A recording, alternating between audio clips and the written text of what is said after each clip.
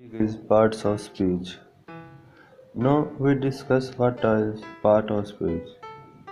There are you are looking different kinds of part of speech, noun pronoun, verb, adverb, adjective, preposition, conjunction, interjection, and last is determiner. No, some writer and some professional account it also a part of speech. Part of speech. What are parts of speech? Every language consists on its basic elements that are called words. As a building is made by bricks, language is made by words. First, we will know about a word. What is a word? A word is a speech sound or a combination of sound having a particular meaning for an idea, object, or thought, and has a spoken or written form. In English language, word is composed by an individual letter, etc. I am a boy, or by combination of letters. Jam, name of a person. Jam is a boy. Morphology, a branch of linguistics, deals with the structure of words where we learn under which rules new words are formed. How we assign a meaning to a word. How a word functions in a proper context. How to spell a word, etc. Some different examples are boy, kite, fox, mobile phone, nature, etc. There are 9 parts of speech in English: grammar, noun, pronoun, verb, adverb, adjective, preposition, conjunction, interjection, and determiners. Some writers and websites count only 8 parts of speech and place determiner under the category of adjectives. However, advanced studies count determiner as a separate parts of speech. These 9 parts of speech indicate how the words function within the sentence. An individual word may function as more than one part of speech when used in various sentences. Here are the 9 parts of speech in English grammar: noun, pronoun, verb, adverb, adjective, preposition, conjunction, interjection, determiner. Now we will discuss first kind of part of speech is noun. What is a noun? A noun is a word used for a place, person, or thing. Everything which has a name and we talk about it is a noun. Everything is denoted by a name and that naming word is called a noun. Often a noun will be the name for something we can touch, lamp and table. But sometimes a noun will be the name for something we cannot touch. Happiness, determinism, truth, etc. Here are some examples of noun. Everything is represented by a word that is called a noun. Some of the examples of noun are written below. People: Ali boy singer, animals, cat co elephant, places like Karachi city street, objects like cup, pencil, book, qualities boldness, sorrow, action writing, listening, running. Types of noun. There are many types of noun depending upon some aspects. One noun may fall in multiple categories. A common noun may be a countable noun. At the same time, that noun may be a concrete noun, etc. As pencil is a common noun, it is countable, concrete, as well it is singular noun. Some main types of noun are tabled below. Proper noun. A proper noun is the given name of a person or a specific place or thing. its own name, Imran, Karachi, and Rover. A proper noun always starts with a capital letter. All days and months are proper noun and start with capital letters. As Sunday, March, December. Name of all person, name of countries, name of oceans are counted in category of proper nouns. Mashal, Pakistan, Atlantic. Common noun. A common noun is the word used for a class of person, place, or thing, as person, city, and dog. Common nouns are not capitalized unless used in a start of a sentence. There are some exceptions, like in poetry, where every word of new line is capitalized. Something that is personified in poetry is also capitalized. So nature incites them in their hearts. Prologue, Geoffrey Chaucer. Concrete noun. Concrete nouns are the things which we can see or touch physically. These nouns contrast with abstract category of noun, for example tree, hammer and pen. We can see them, feel them or touch them. Sometimes we name it material noun. Another category is abstract noun. Abstract nouns are things you can see or touch. Abstract nouns do not have physical existence. These nouns are difficult to guess. Sometimes learners get confused with abstract nouns and adjectives. Abilities and emotions are abstract nouns. Bravery, joy, determination, etc. Collective noun. Collective nouns are words that denote groups, collection, or multitude of something. These nouns are used as singular, team, army, concert. Compound noun.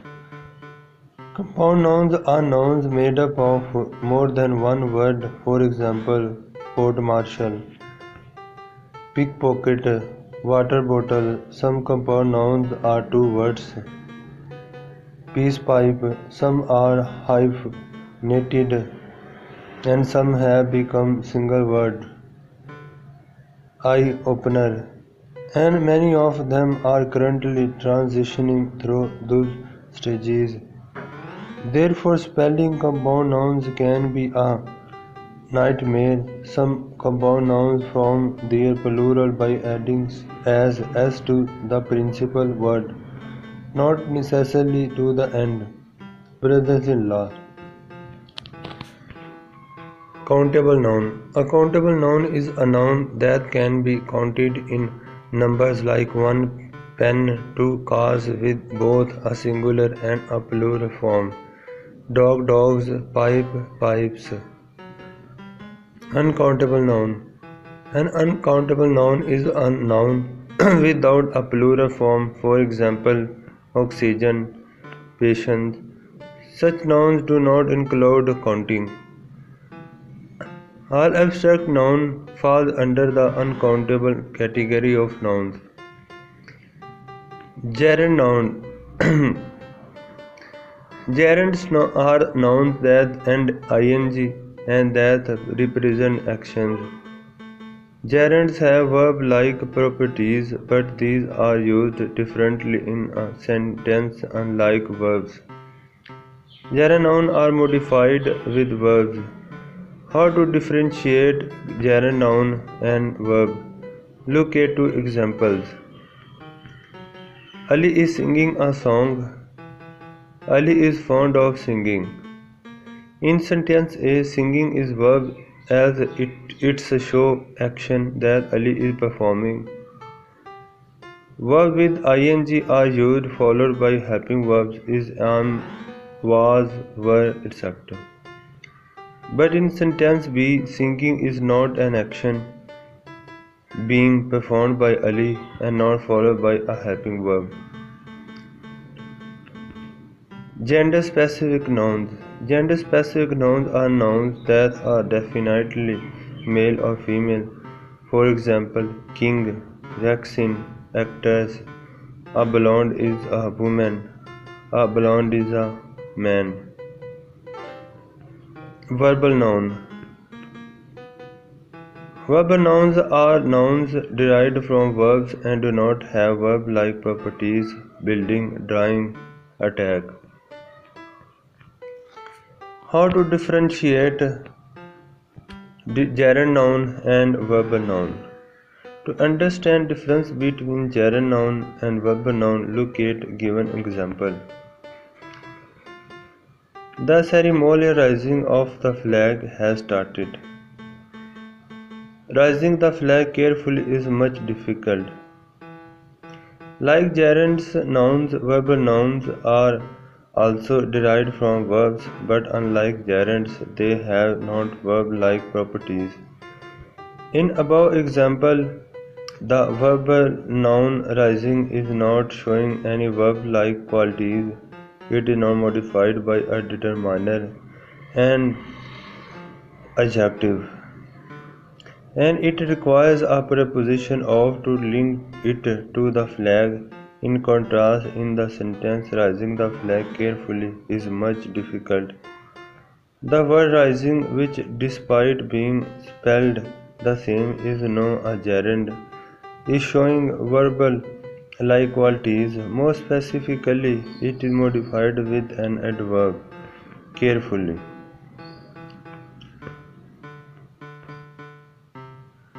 Verbal nouns are usually preceded by a, or, an, or the, and followed by a preposition of in for. This makes them pretty inefficient from a word count perspective. Also, a sentence with verbal nouns can often sound stuffy.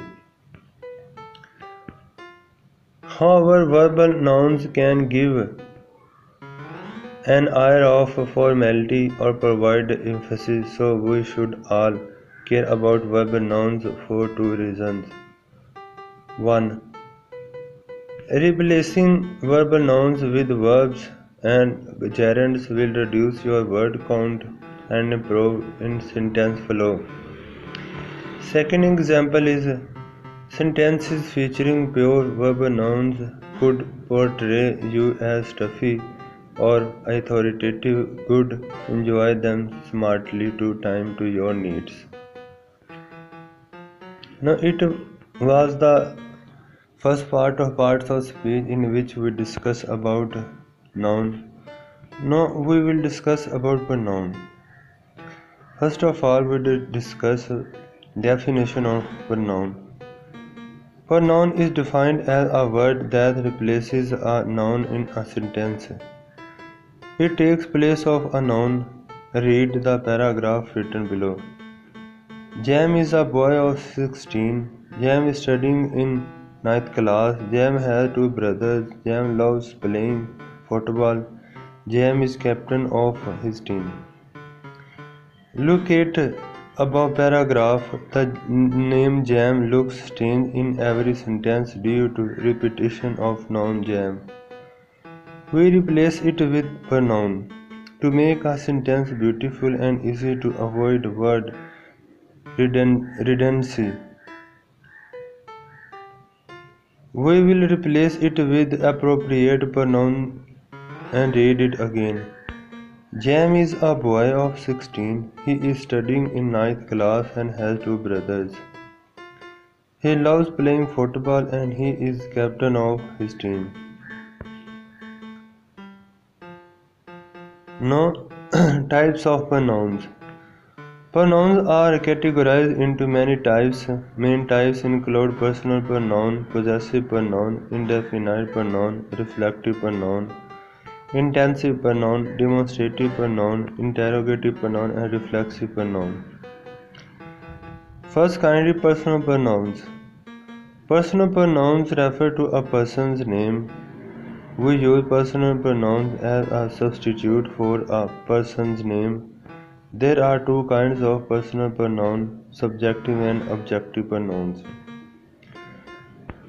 Subjective pronouns. Subjective pronouns replace the subject in a sentence. Common subjective pronouns are I, we, you, he, she, it, and they. Example: I love watching TV. Objective pronouns. Objective pronouns replace the object in a sentence. Common objective pronouns are me, us, you, him, her, it, and them.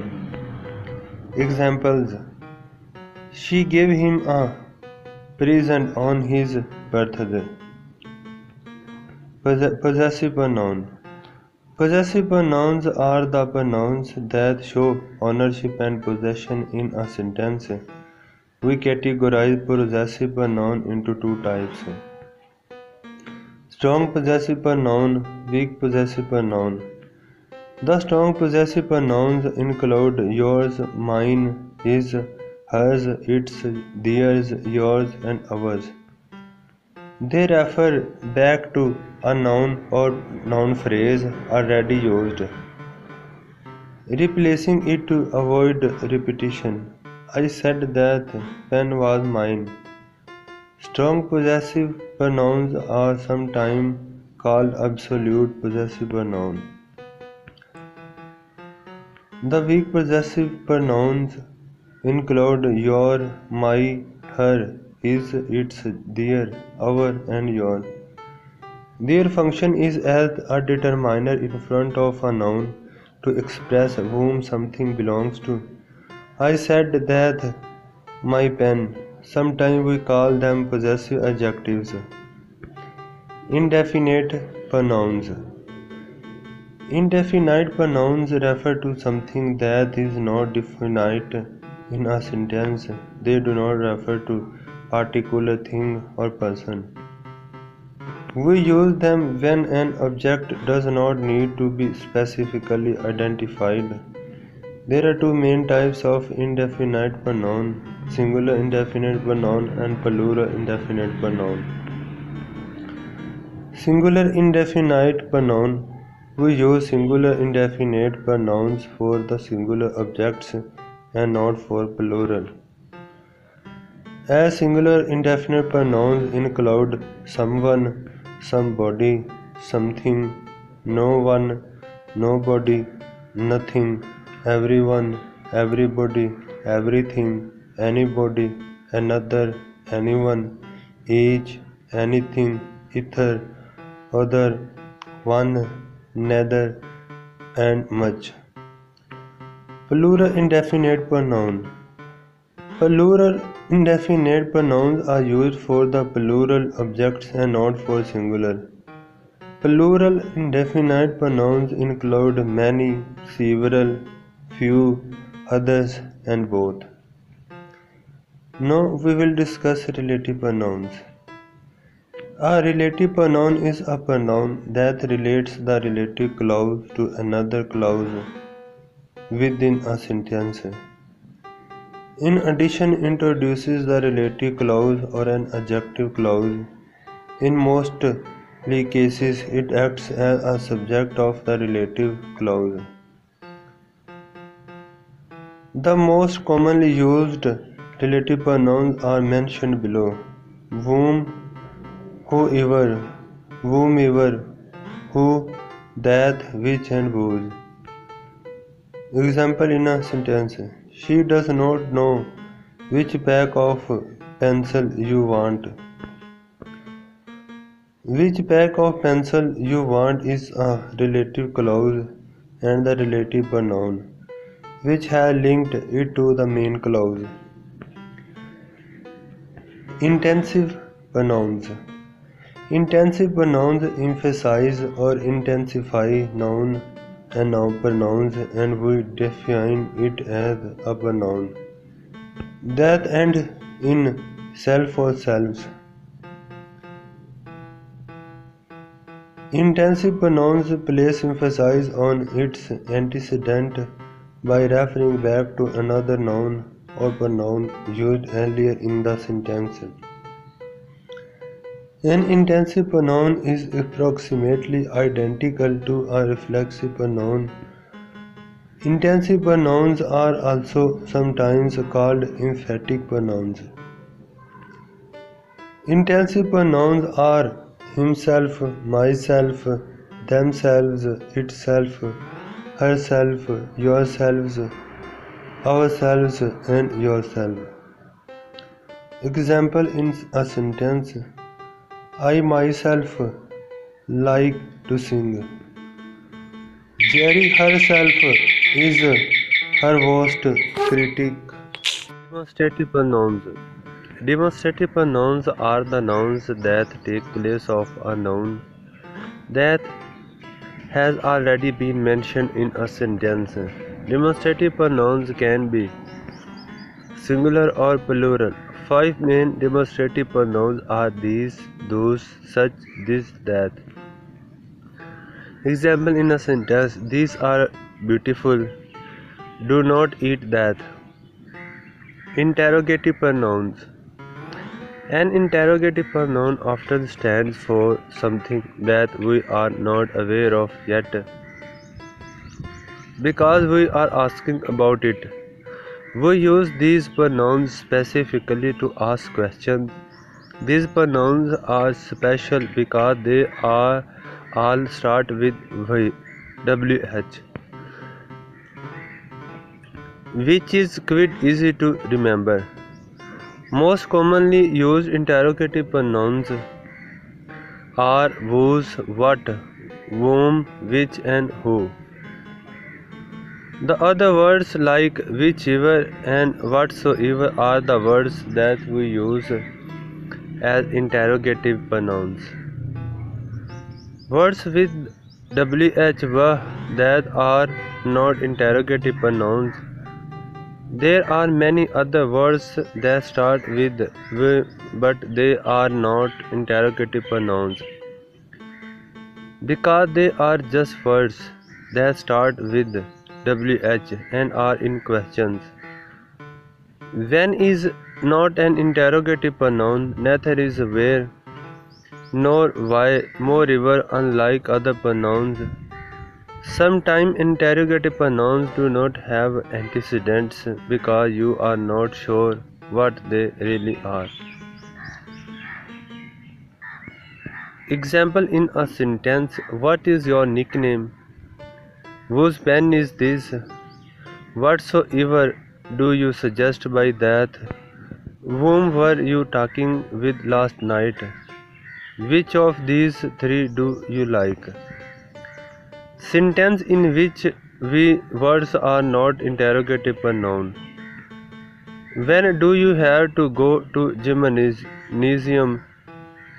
He does not know where Ali was living last week. Reflexive pronouns.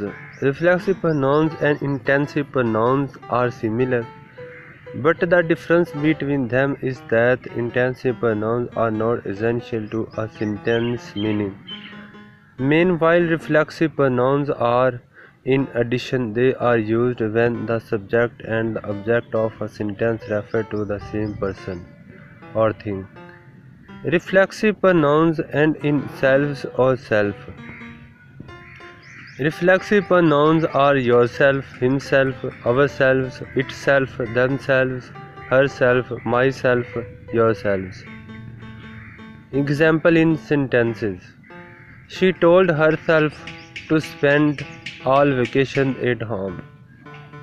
He bought himself a new phone. What is difference between intensive pronouns and reflexive pronouns?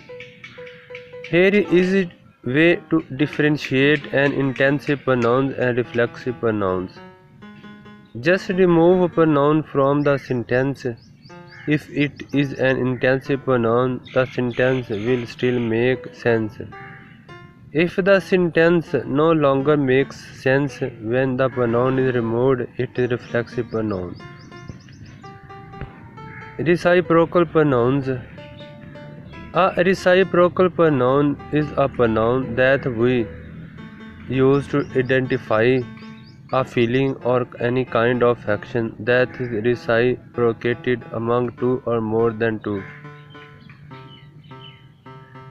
That is why it always refers to two or more than two persons.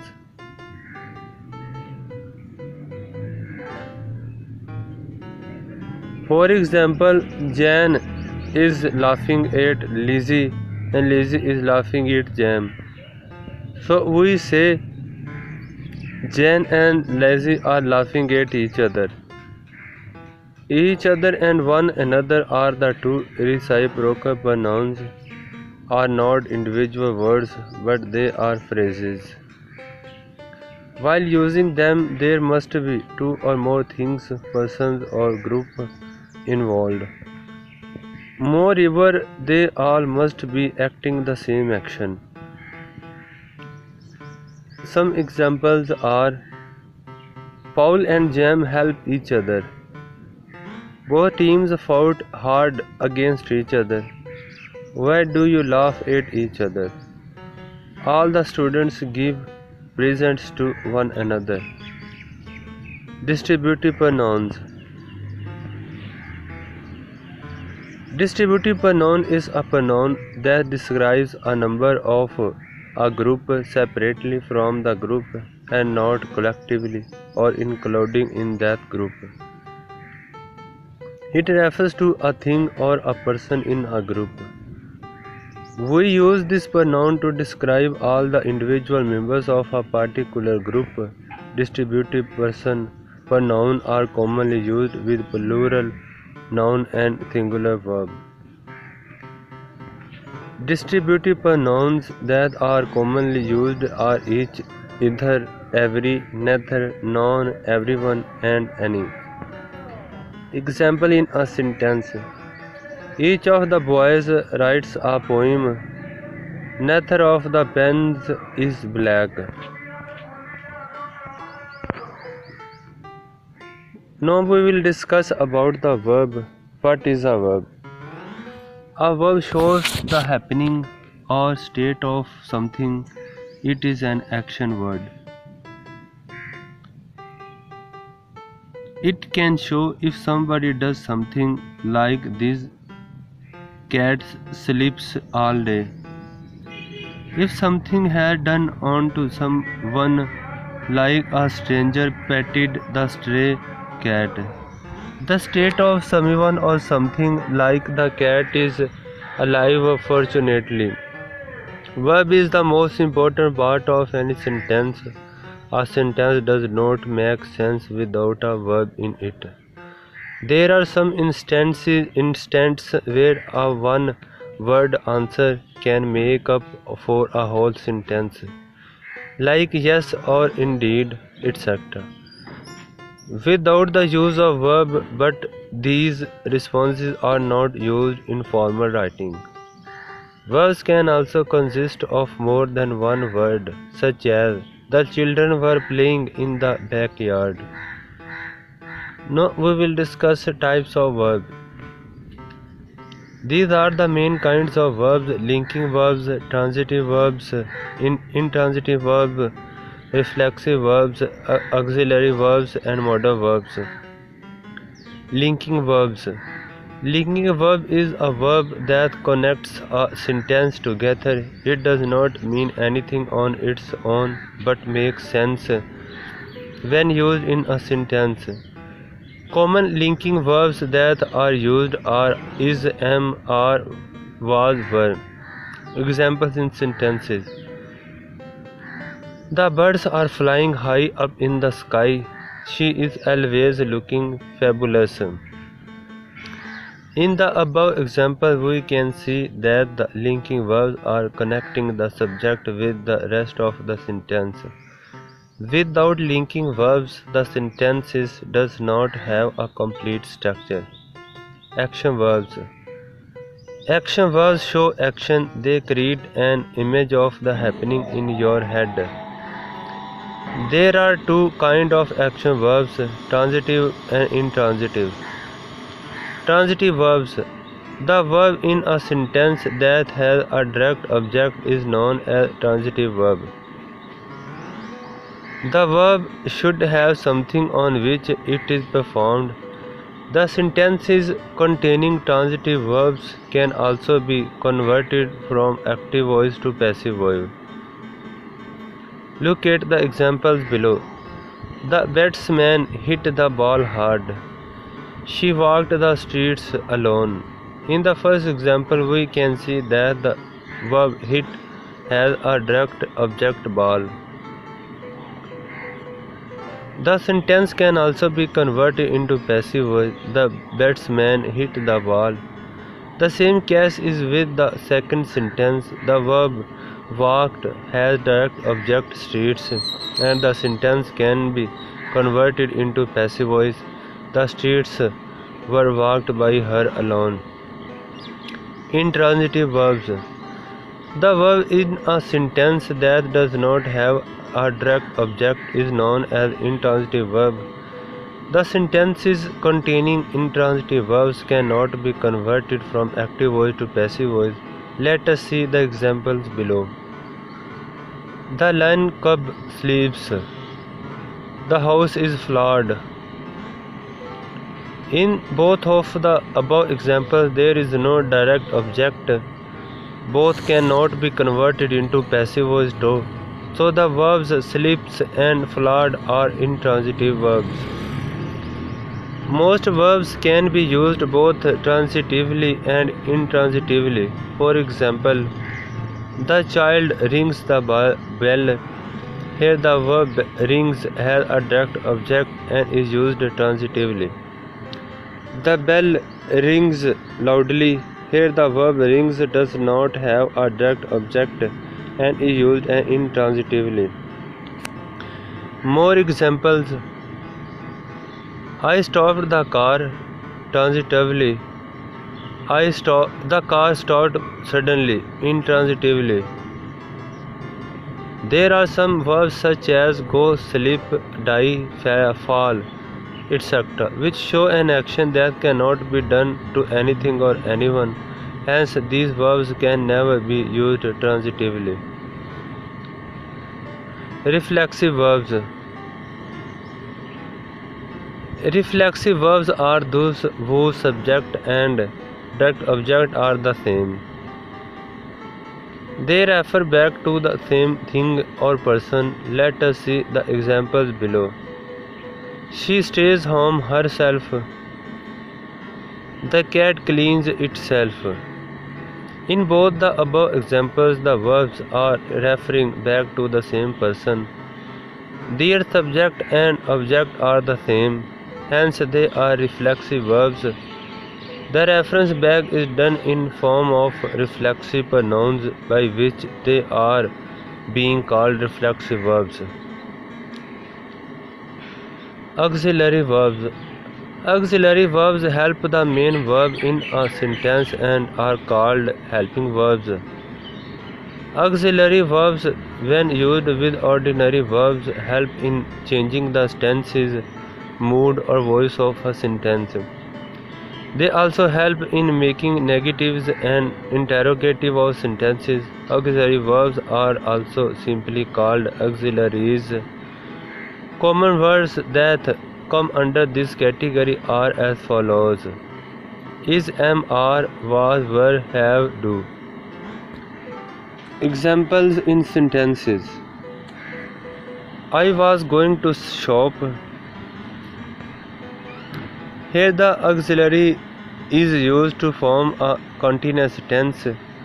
The car door was opened. Here it is used in formation of a sentence in passive voice. I have to reach the airport at 5 a.m. to form question to emphasize on something or to make a request. The auxiliary do is used.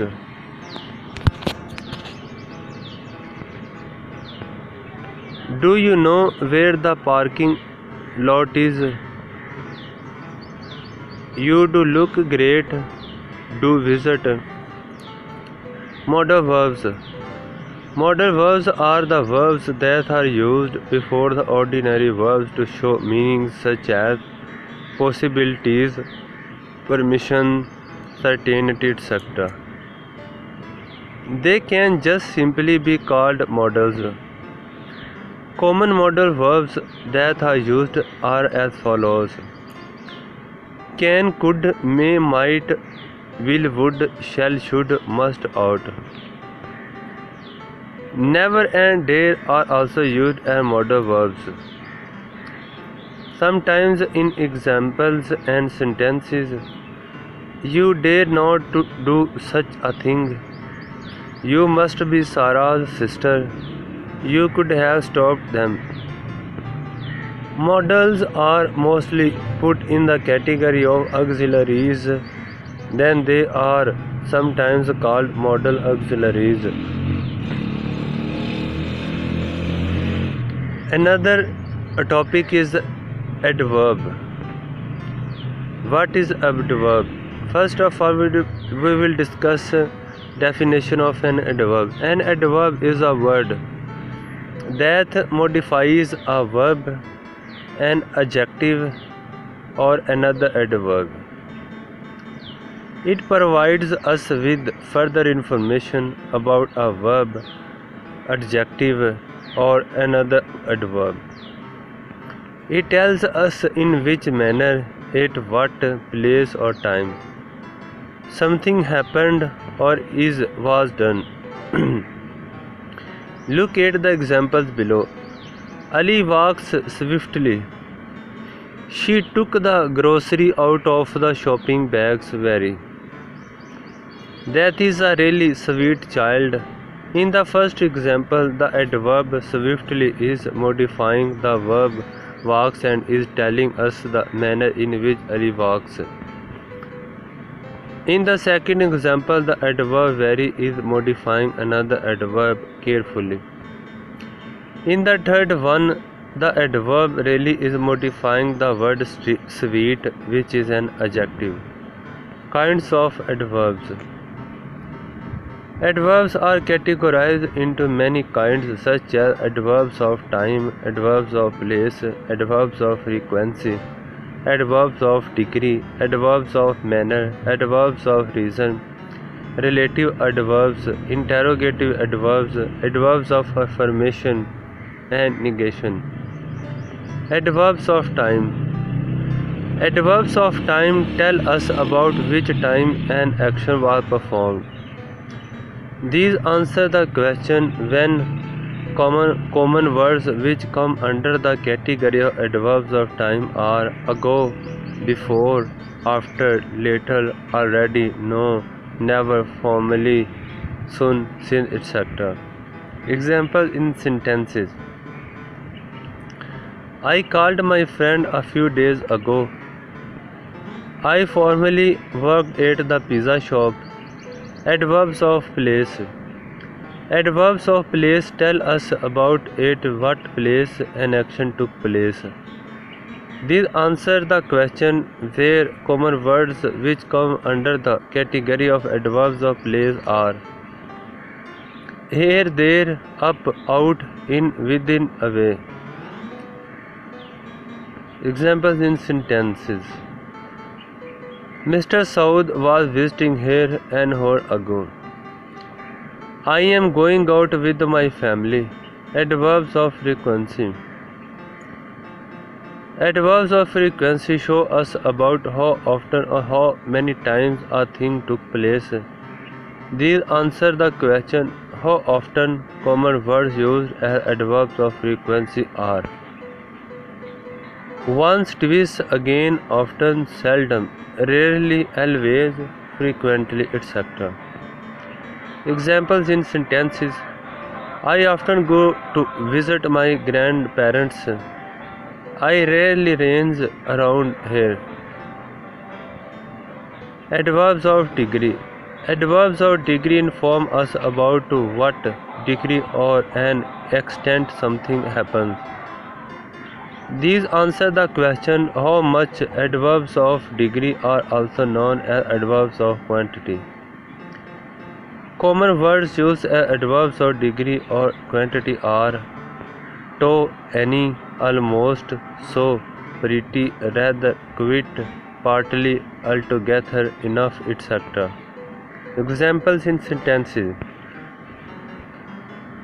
I was pretty busy yesterday. The sauce I bought today was good enough for making my pizza. In the above example, we can see that the words pretty and enough both answer the question of how much. Adverbs of manner. Adverbs of manner give us information about how or in which manner some action is proceeded. These answer the question how. Adverbs of manner usually are derived from adjectives and mostly in lie. Following are some common words that come under the adverbs of manner category. Swiftly, clearly, foolishly, well, so, slowly, etc. Examples in sentences. Hassan caught the loose snake bravely. Her hair is always well combed. She should do so. Adverbs of reason. Adverbs of reason are the words that are used to state the reason or cause of some happening. They are also known as adverb of cause and answer the question. Why? The common words that come under this category are because, hence, therefore, so, etc. Examples in sentences. I therefore went to the market by myself. He was hungry, so he went to the restaurant. Adverbs of affirmation and negation. Adverbs of affirmation are the words that are used to affirm or declare something as true. These validate things. These are the words that are commonly used as adverbs of affirmation. Surely, certainly, definitely, very obviously, yes, indeed, etc. Examples. Surely it rained yesterday. I am obviously going to get an A+ on my test. Adverbs of negation are the words which denote a statement, action, or an idea as false. It is used to negate something. Words commonly used to falsify something are no, never, invalidly. Examples in sentences. He never went to Italy. I no longer like to play table tennis. Relative adverbs. Relative adverbs are the words which come before an adjective clause. These are when, where, and why. Examples in sentence. That was the reason why Harris came. The place where I parked my car is very deserted. She forgot the time when we went to the States. Interrogative adverbs. Interrogative adverbs are the verbs used to ask questions. These are placed in the beginning of the sentence which contains a question. These words are commonly used as interrogative adverbs. Why, where, how, when. Examples in sentences. When will you come to visit? How was the roast cooked? Degrees of adverbs. Like adjectives, adverbs also have degrees of comparison, but only adverbs of time, degree, and manner admit to the comparison. Adverbs like no, then, there, once, etc. cannot be compared because of their nature. Degrees of comparison. Adverbs of manner, degree, and time are changed in form very often to denote comparison. The degree to which these adverbs change determines their degree. These degrees are called degrees of comparison. There are 3 degrees of comparison: positive degree, comparative degree, and superlative degree. Positive degree. An adverb with a positive degree is an adverb in its simple and original form. There is no comparison going on with anything. It just lets it know that some quality exists in something or someone. Look at the examples below. She walked slowly. The car is parked at a near location. Comparative degree. The comparative degree of an adverb shows that the presence of a quality in one thing is more or higher than its presence in the positive. This degree used when the comparison of two things is happening. Look at the examples below to get a more clear idea. She walked more slowly than her friends. The car is parked at a nearer location. Superlative degree. The superlative degree of comparison is used when some quality in one thing or person is highest than anything or anyone else. Superlative degree is used when a thing or person is in comparison against more than one thing or person. Examples. Of all the people, she walked the most slowly. The car is parked at the next location. In the above example, we have compared the thing we were talking about with all the other things of the like. This is the highest form of comparison and hence is the superlative degree. Another kind of and part of speech is adjective.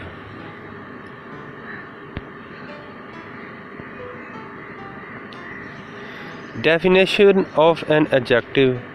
An adjective is defined a word which gives information about a noun, pronoun, or a noun phrase. It gives additional information about a noun or pronoun. It shows the quality, kind, or degree of a noun. Look at the examples below. Sana gave me 8 apples. The mouse is little. In the first example, the word 8 is telling about the quantity of apples. It is giving additional information about the apples, hence is an adjective. In the second example, the word little is telling us about the quality of the mouse, that it is little, so it is an adjective too. Kinds of adjective. Adjectives are categorized into many kinds, such as adjectives of quality, adjectives of quantity, numerical adjectives, demonstrative adjectives, possessive adjectives, and interrogative adjectives. Adjectives of quality. Adjectives of quality describe the kind, quality, or degree of a noun or pronoun.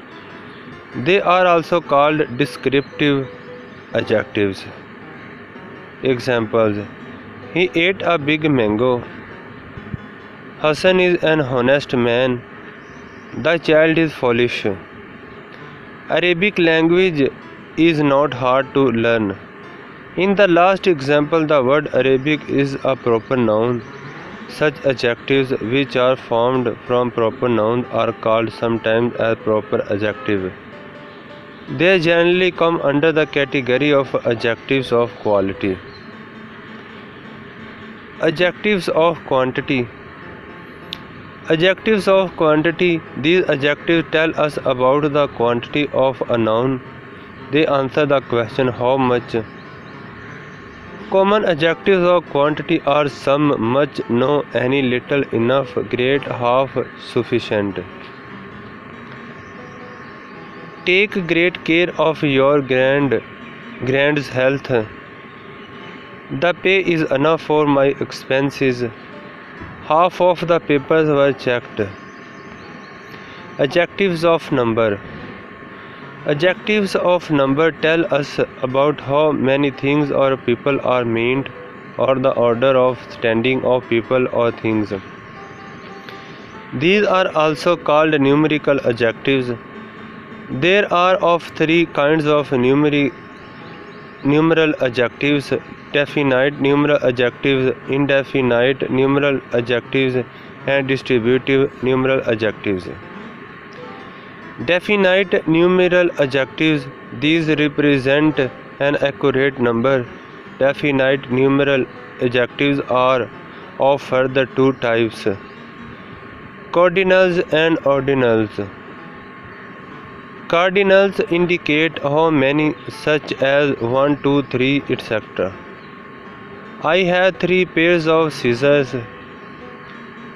Ordinals indicate in which order, such as first, second, third, etc.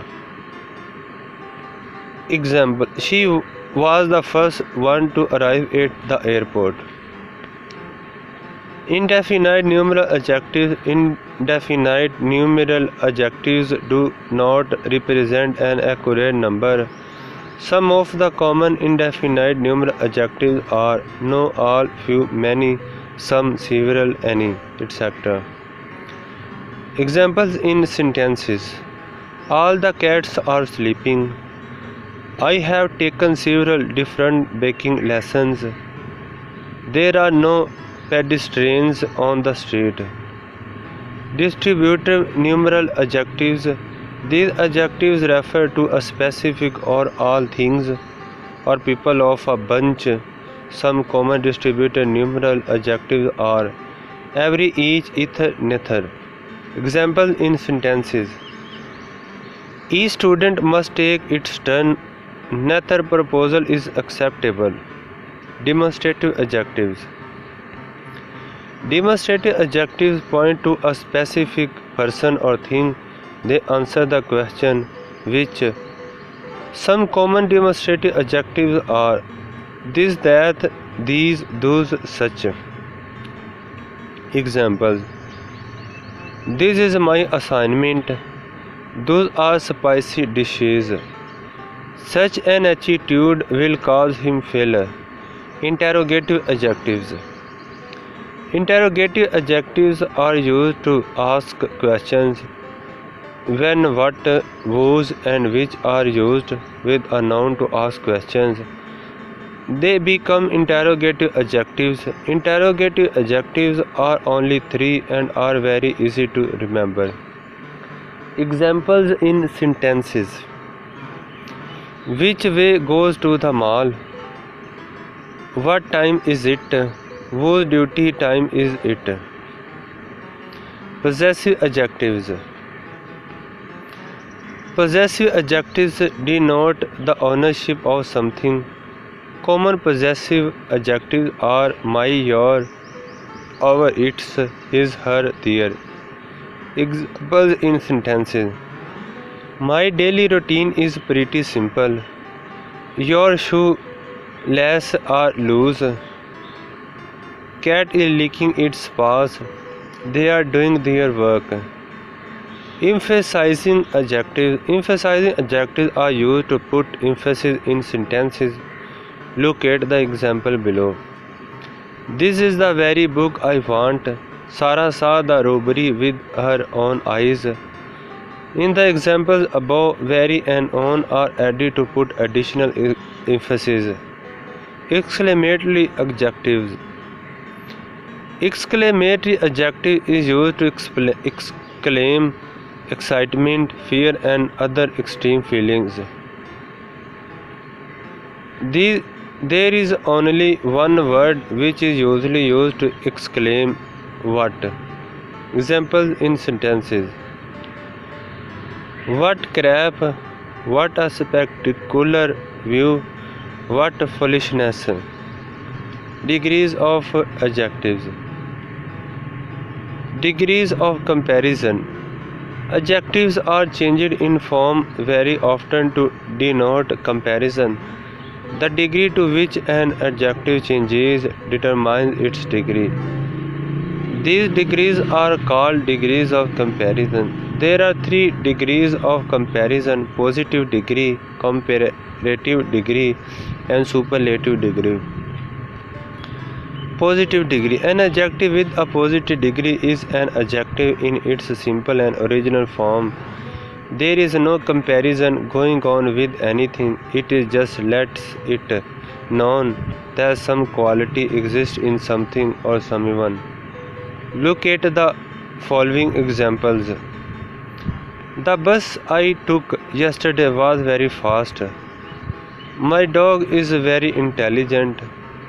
This is a good working calculator. In all of the above sentences, the presence of a quality is shown without comparison to anything else. This makes these words have positive degree. Comparative degree. The comparative degree of an adjective shows that the presence of a quality in one thing is more or higher than its presence in the positive. This degree is used when the comparison of two things is happening. Let us see the examples below. The bus I took yesterday was faster than the bus I took today. My dog is more intelligent than my friend's dog. This is a better working calculator. In all of the above examples, we are talking about the quality of one thing in comparison to the other. The comparison makes this degree the comparative degree. Superlative degree. The superlative degree of comparison is used when the some quality in one thing or person is highest than anything or anyone else. Superlative degree is used when a thing or person is in comparison against more than one thing or person. Examples. The bus I took yesterday was the fastest. My dog is the most intelligent dog. This is the best working calculator.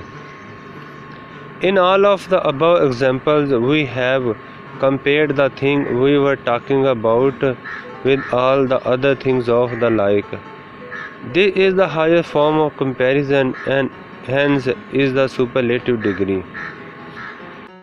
The word preposition means that which is placed before. Let us look at the definition of prepositions and kinds of prepositions. What are prepositions and types of prepositions? Prepositions are the words that we put before nouns or pronouns.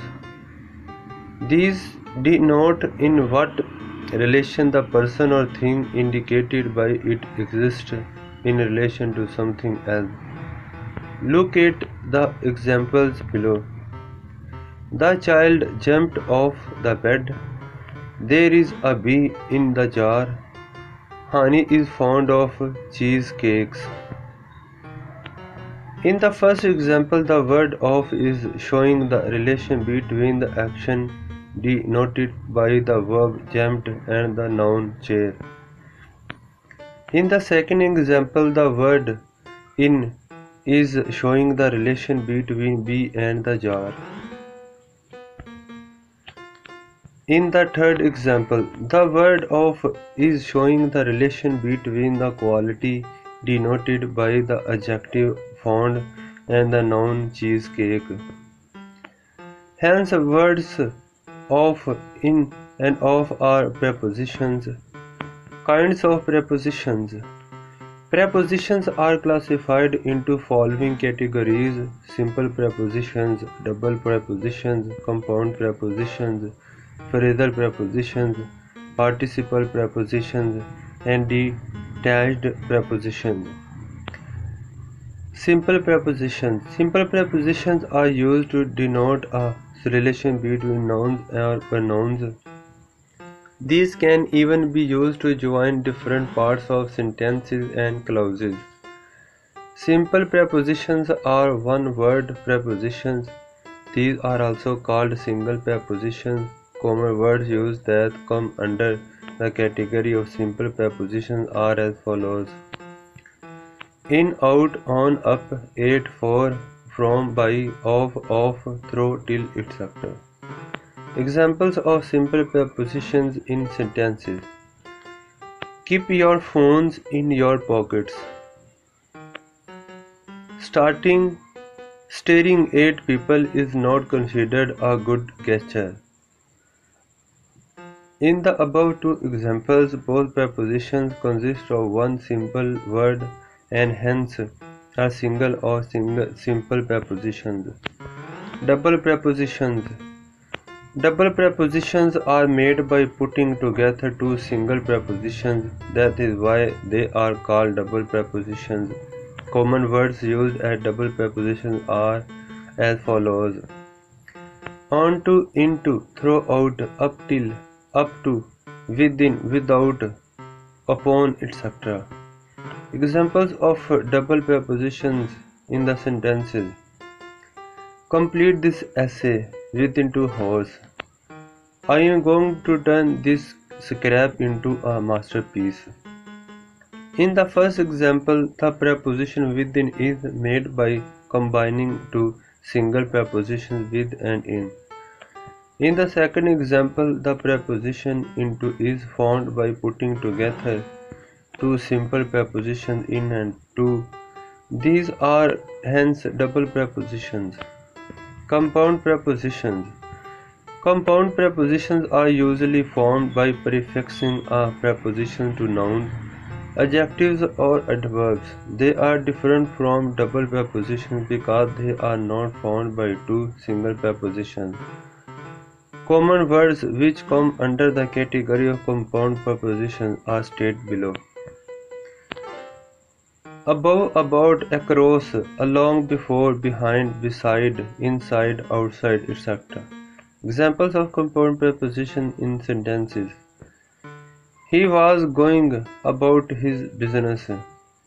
The person beside Ali is my brother. In the first example, the prefix a is added to a root word about to make a preposition. In the second example, the prefix be is added to the root word side to make a preposition. Though these words are compound prepositions. Phrasal prepositions.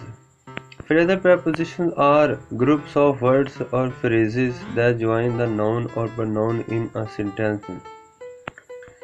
To reminder of the sentence, these groups of words express a single idea by coming together as a unit.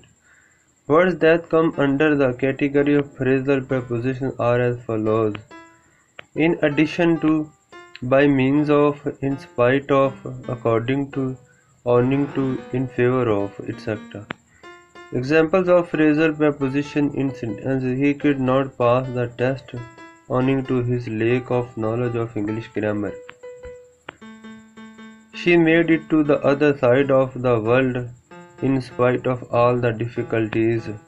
In the first example, the group of words owing to is joining the two sentences with each other and is a phrase. Likewise, the group of words in spite of is also a phrase and is working as a preposition. Hence, these are phrasal prepositions. Participle prepositions. Participle prepositions indicating from their name and are present participle forms of verbs. These are used without any noun or pronoun attached with them. The words that are distinguished as participle prepositions are as follows: concerning, considering, bearing, notwithstanding, touching, pending, during, etc. Examples of participle prepositions in sentences. Notwithstanding his efforts, he was still fired from the job. Touching this matter, I do not have much information. In above examples, both the verbs notwithstanding and touching are in present participle, which is apparent from the ing at the end of both words. These words are therefore participle prepositions. Discussed prepositions. Disguised prepositions are those prepositions which are not used in the sentences directly, but are disguised. Their shorter forms are used. The examples of disguised prepositions are a and o. A is shortened form of the preposition on and o is the shortened form of the preposition of. Examples of disguised prepositions in sentences. The ceremony will be held at 5 o'clock. We all went to a party.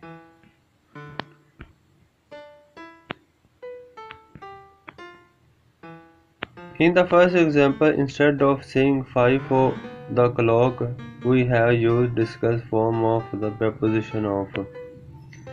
In the second example, instead of saying went on partying, we have used an abbreviation of the preposition on and disguised the preposition as a.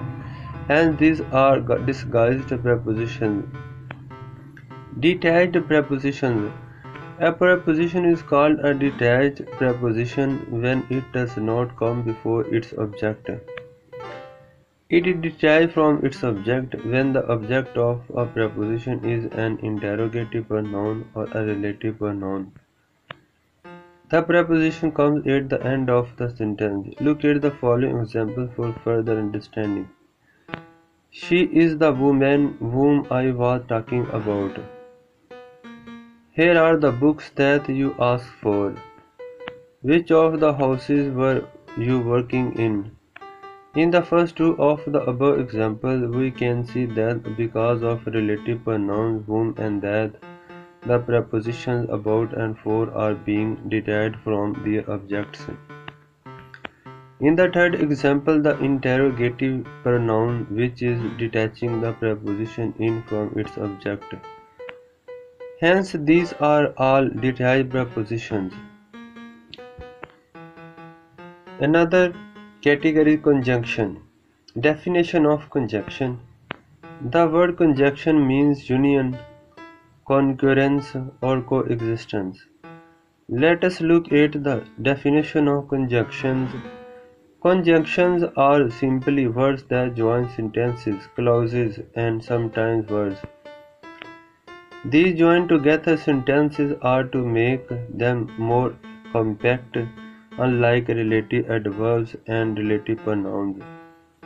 Conjunctions just simply join and perform no other job. Look at the examples below to get a clear understanding. The teacher is young, but Sarah and Hania are sisters. In the first example, the conjunction but is joining two sentences and is also making them smaller. So instead of saying but she is talented, we have shortened the sentence and made it compact. In the second example, the conjunction and is only joining two words. Kinds of conjunctions. There are two types of conjunctions: correlative conjunctions and compound conjunctions. Correlative conjunction. There are some conjunctions which are used as pairs. These types of conjunctions are called correlative conjunctions or just correlatives. Common correlative conjunctions are as follows: either or neither, neither, both, and though, yet, whether or not only, but also. Examples of correlative conjunction in sentences. Either do this or do that. Though it was raining heavily, yet she still managed to come. Take note that correlative conjunctions should be placed right before the words to be joined. We cannot write she not only speaks English but also Arabic. The correct way is she speaks not only English but also Arabic. Compound conjunctions. Many compound expressions are also used as conjunctions. These compound expressions are called compound conjunctions. Common words that come under the category of compound conjunctions are as follows. In order that, as if, as soon as well as, in as much as, provided that, even if, etc. Examples of compound conjunctions in sentences. The house looks as if it was made hundreds of years ago. You can have the sweets provided that you brush your teeth afterwards. I accept your invitation in as much as spending time with you is great. Classes of conjunctions. Conjunctions are divided into two classes: coordinating conjunctions and subordinating conjunctions. Coordinating conjunctions. The word coordinating means of equal rank. The conjunctions which join together two sentences or clauses of equal rank or significance are known as coordinating conjunctions. They connect two independent clauses together. The main coordinating conjunctions are as follows: and, but, for, nor, or else, also, neither, nor, either, or. Examples of coordinating conjunctions in sentences. Does bark and cats mew? I went to work, but my sister stayed at home. Kinds of coordinating conjunctions. These are the four kinds of coordinating conjunctions: cumulative conjunctions, adversative conjunctions, disjunctive conjunctions, and elative conjunctions. Cumulative conjunctions. These conjunctions simply add one clause to another.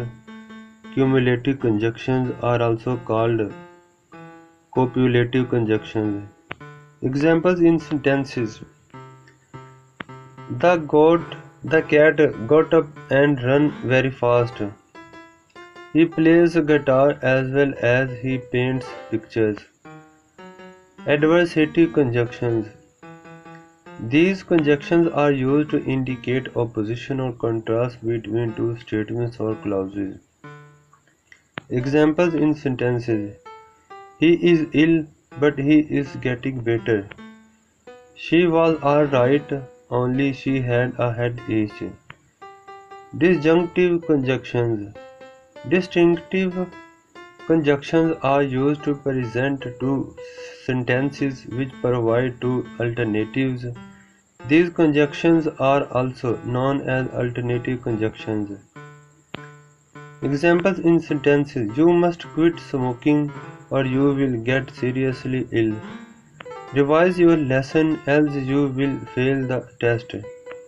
Elative conjunctions. Elative conjunctions denote inferences. They make an assumption in one statement based on the condition in the other statement. Examples in sentences. Someone is at the door for the bell rung. I have been applying for colleges everywhere, so I will definitely get in one. Subordinating conjunctions. The conjunctions which join together an independent clause to a dependent clause are called subordinating conjunctions. The main subordinating conjunctions are after, before, because, if, till, as, that, though, although, unless, etc. Examples in sentences. After the rain was over, the sun came out again. I will wait here till you come back. Kinds of subordinating conjunctions. According to their meaning, subordinating conjunctions are classified as subordinating conjunctions of time, subordinating conjunctions of case, subordinating conjunctions of purpose, subordinating conjunctions of consequence, subordinating conjunctions of condition, subordinating conjunctions of concession, and subordinating conjunctions of comparison. Subordinating conjunctions of time. These conjunctions are used to indicate time of happening of something. Examples in sentences: I went home after the sunset. Hani reached the ceremony before it was over. Subordinate conjunctions of case. Subordinating conjunctions of case are used to show the cause and effect of something. They give the reason behind the happening of something. These are also called conjunctions of reason. Examples in sentences: She baked a cake because it was her birthday. Since you have been gone, I am doing the dishes. Subordinating conjunctions of purpose. These are the conjunctions which denote the purpose of things, that why something was done or why something happened. Examples in sentences: He ate so that he would not be hungry. I went to the doctor lest my wound should be infected. Subordinating conjunctions of consequence. These conjunctions show the result of some happening. For this reason, they are also conjunctions of result. Examples in sentences: She worked so many hours that she could barely sit. The seminar was boring, so people started yelling. Subordinating conjunctions of condition. Subordinating conjunctions of conditions are used to express that something will happen if some other thing is done, or what will happen if the condition of one clause is fulfilled. Examples in sentences: She will work if she gets paid handsomely. People will not succeed unless they work efficiently. Subordinating conjunctions of concession. These conjunctions concede or state a fact or idea regardless of what claim is made in the main clause. Look at the following examples to get clear on this one. Though my cat is ill, yet it plays all day. Even though he was rich, he never looked down upon anyone. We can see that in example 1, regardless of illness of the cat, it still plays. So in spite of whatever is said in the clause, a fact is still presented by using a conjunctions of concession. Subordinating conjunctions of comparison. Subordinating conjunctions of comparison are used to show comparison between two things in two statements. Example in sentences: She is stronger than her friend. Our team were white, whereas their team. Another topic is interjections. What are interjections? Interjections are the words or group of words that are used to express and explain extreme emotions. These words are always used with an exclamation mark. Interjections do not have any grammatical function in a sentence. The words that are commonly used as interjections are as follows: Hurrah, alas, oh no, oh my god, what a, etc. Different types of interjections. Interjections can be used to express various types of emotions such as happiness, surprise, sadness, anger, greetings. On such various types of emotions, we classified them into different types. Interjections for greeting. Such interjections are used in sentences to show the emotions of warmness to the person meeting with. Examples: Good morning, it is great to see you. Hey, when you come here. Hello, I am Sadaf. Interjections for happiness. Such interjections are used in sentences to show happiness or joy on any happy occasion. Examples: Yeah, we won. Hurrah, I have won. Wow, what a pleasant weather. Interjections for attention. Such interjections are used in sentences to draw the attention of someone. Hey, let us go on a picnic. Yo, what is going on? Look, Jam is so happy. Listen, I am starving. Interjections for approval.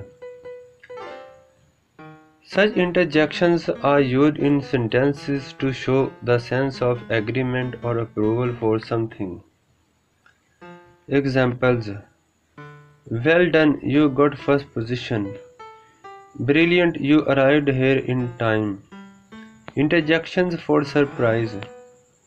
Such interjections are used in sentences to indicate the sense of surprise about something that has happened.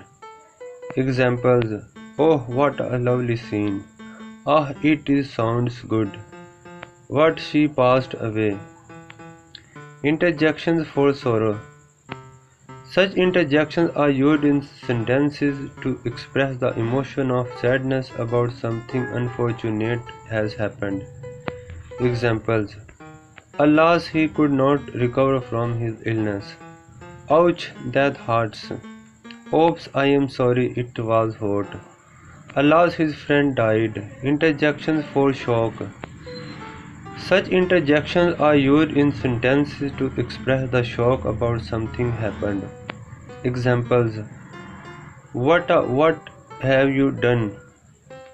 Interjections for anger. Such interjections are used in sentences to express the anger about something unfortunate has happened by someone's mistake or carelessness. Examples: excuse me, I am not a beggar. Interjections in form of phrases. Some of the interjections are used in common phrases. Few of them are stated as follows: what hell, goodness gracious, good lord, oh my god, oh no, what the heck, what goodness, etc.